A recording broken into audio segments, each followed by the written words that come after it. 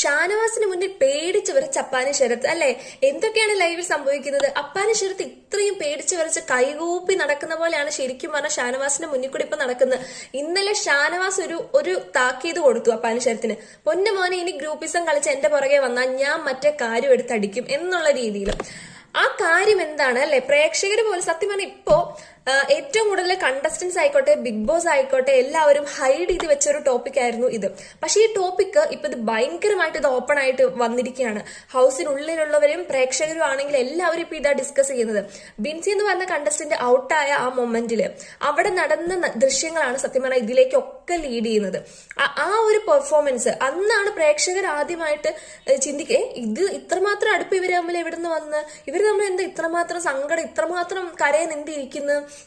അന്നത്തെ പ്രകടനങ്ങളിൽ നിന്നാണ് പ്രേക്ഷകർ ഇവർക്കിടയിലുള്ള ബന്ധത്തെപ്പറ്റി ചുരണ്ടി നോക്കാൻ വേണ്ടി വന്നിട്ടുള്ളത്. പിന്നീടാണ് ലൈവിൽ നടന്ന കാര്യങ്ങൾ പറഞ്ഞ് അവിടെ ഇവിടെയൊക്കെ ആയിട്ട് ഓരോ തുമ്പും മൂലയും മറ്റുമൊക്കെ പിടിച്ച് പ്രേക്ഷകർ ഇത് സംസാരിച്ചുകൊണ്ടിരിക്കുകയായിരുന്നു. അതിനിടയിലാണ് ബിഗ് ബോസ് വീട്ടില് ഇത് ഒരു ആറ്റം ബോംബ് പോലെ വന്ന് പതിച്ചിരിക്കുകയാണ്. ഷാനവാസ് ഇത് വളരെ ഷാനവാസ് ഈ ഒരു ടോപ്പിക് അപ്പാനിക്കെതിരെയുള്ള ഗെയിമായിട്ട് പ്രയോഗിച്ചു. അത് തൊട്ട് ബിഗ് ബോസിനകത്തും പുറത്തും ഇപ്പൊ ഈ ഒരു കാര്യം തന്നെയായി ചർച്ച എന്ന് പറയുന്നത്. ശരിക്കും പറഞ്ഞാൽ ഇത് വെച്ചൊരു ഗെയിം കളിക്കുന്നത് അത്ര നല്ലതാണോ എന്ന് ചോദിച്ചാൽ വളരെ മോശമാണല്ലേ. വീട്ടിലിരിക്കുന്നവർക്കൊക്കെ വിഷമം വരുന്ന രീതിയിലുള്ള ഒരു ഗെയിം അത് ഒഴിവാക്കാവുന്നതാണ്. പക്ഷെ ഷാനവാസിനെതിരെ ഇത്രയും നാളോ വന്ന അന്ന് തൊട്ട് ഗ്രൂപ്പിസം കളിച്ച് പുറകെ നടക്കുന്ന അപ്പാനി ശരത്തിനിട്ട് തിരിച്ചൊരു പണി കൊടുക്കാൻ, അല്ലെങ്കിൽ തിരിച്ചൊന്ന് പറയാനുള്ള ഒരു സ്പേസ് അല്ലെങ്കിൽ അതിനു പറ്റിയൊരു ആയുധം കയ്യിൽ കിട്ടിയപ്പോൾ ഷാനവാസ് അത് ഉപയോഗിക്കുക തന്നെയാണ് ചെയ്തിട്ടുള്ളത്.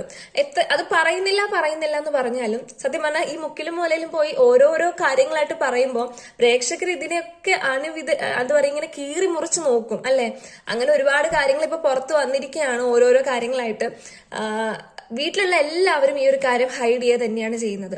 വീട്ടിലുള്ളവരായിക്കോട്ടെ, ബിഗ് ബോസ് ആയിക്കോട്ടെ, പ്രേക്ഷകരാണെങ്കിൽ പോലും, അല്ലെങ്കിൽ പല റിവ്യൂവേഴ്സ് ആണെങ്കിൽ പോലും ആരും ഇതിനെപ്പറ്റി ഒരുപാട് സംസാരിച്ച് മോശമാക്കാൻ ആരും ആഗ്രഹിക്കുന്നില്ല. പക്ഷെ ഇതൊരു ഗെയിമായിട്ട് ഉപയോഗിക്കേണ്ടത് തന്നെയാണ് എനിക്ക് പേഴ്സണലി തോന്നുന്നത്. കാരണം മറ്റുള്ളവരെ ഹേർട്ട് ചെയ്യുന്ന രീതിയിൽ, ഫാമിലിയൊക്കെ ഹേർട്ട് ചെയ്യുന്ന രീതിയിലുള്ള ഗെയിംസ് ഒഴിവാക്കുന്നതാണ് നല്ലതല്ലേ. അപ്പൊ എന്തൊക്കെയാണ് സംഭവിക്കുന്നത് നോക്കാം. അപ്പാനി ശരത്താണെങ്കിൽ ലൈവില് ഭയങ്കര വിഷമിച്ച് കൺഫെഷൻ റൂമിൽ പോയിട്ട് എനിക്ക് ഫാമിലിനെ കാണണം, അല്ലെങ്കിൽ വീട്ടുകാരുടെ ഭാര്യയെ കാണണം, സംസാരിക്കണം എന്നൊക്കെ പറഞ്ഞ ഭയങ്കരമായിട്ട് പറയുന്നുണ്ട്. അപ്പൊ എന്തൊക്കെയാണ് സംഭവിക്കുക നമുക്ക് നോക്കാം. എന്തായാലും ഈ പ്രശ്നം എത്രയും പെട്ടെന്ന് സോൾവ് ആവട്ടെ അല്ലേ.